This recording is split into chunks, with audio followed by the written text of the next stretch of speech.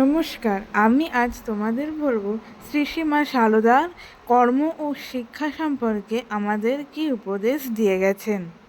কর্ম, তিনি বলতেন কর্ম করতে হয়, মেয়ে লোকের বসে থাকতে নেই।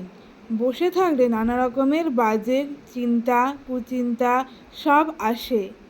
কাজই রক্ষী, আশীর্বাদ করো যতদিন আছি যেন কাজ করে যেতে পারি। যা কিছু করো না কেন সকলকে নিয়ে একটু মন দিয়ে পরামর্শ শুনতে হয়, একটু আলগা দিয়ে সব দিক দূরে দূরে লক্ষ্য করতে হয়, যাতে বেশি কিছু খারাপ না হয়।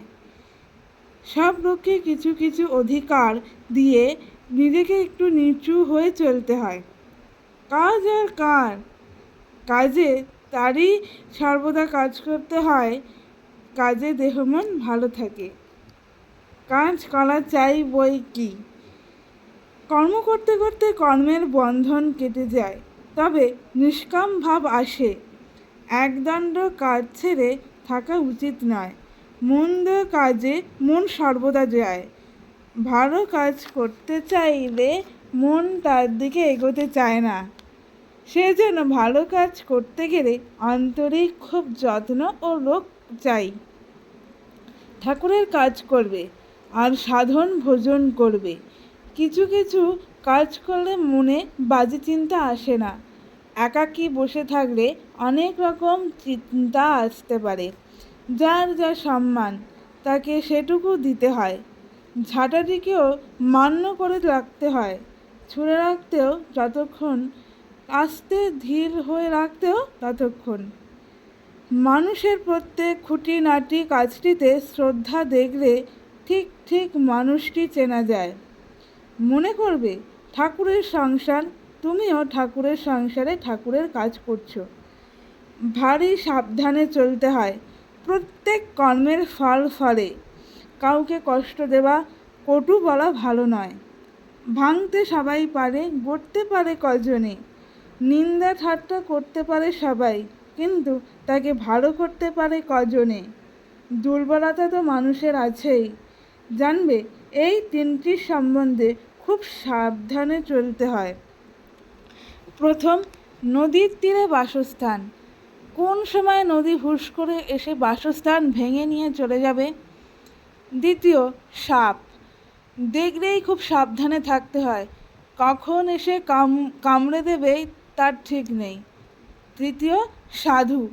তাদের কোন কথায় বা মনের ভাবে গৃহস্থের অমঙ্গল হতে পারে তা তুমি জানো না।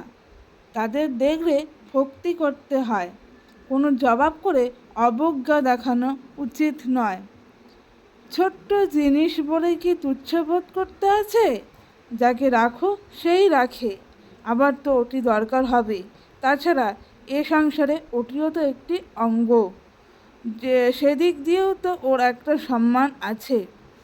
শ্রীমায়ের আশ্রিতা সরলা দেবী ধাত্রীবিদ্যা ও সাধারণ শ্রুশ্রদ্ধা কার্যে শিক্ষালাভ করতে চাইলে গোলাপ মা বিরক্ত হয়ে মন্তব্য করেন, বামুনের মেয়ে হাসপাতালে 36 জাতের সেবা করবে। শ্রীমা শান্ত স্বরে বলেন, সে কি গোলাপ, ও ফিরে এসে যে আমাদেরই করবে। এতক্ষণ তোমাদের কর্ম সম্পর্কে শ্রী শ্রী মা সারদা আমাদের কি উপদেশ দিয়ে গেছেন তা বললাম। এখন তোমাদের বলবো শ্রী শ্রী মা সারদা শিক্ষা সম্পর্কে আমাদের কি উপদেশ দিয়ে গেছেন। শিক্ষা, দেখো মা, যেখান দিয়ে যাবে তার চতুর্দিকে কি হচ্ছে না হচ্ছে সব দেখে রাখবে, আর যেখানে থাকবে সেখানকারও সব খবরগুলি জানা থাকা চাই। বিয়ে দিতে না পারো, এত ভাবনা করে কি হবে।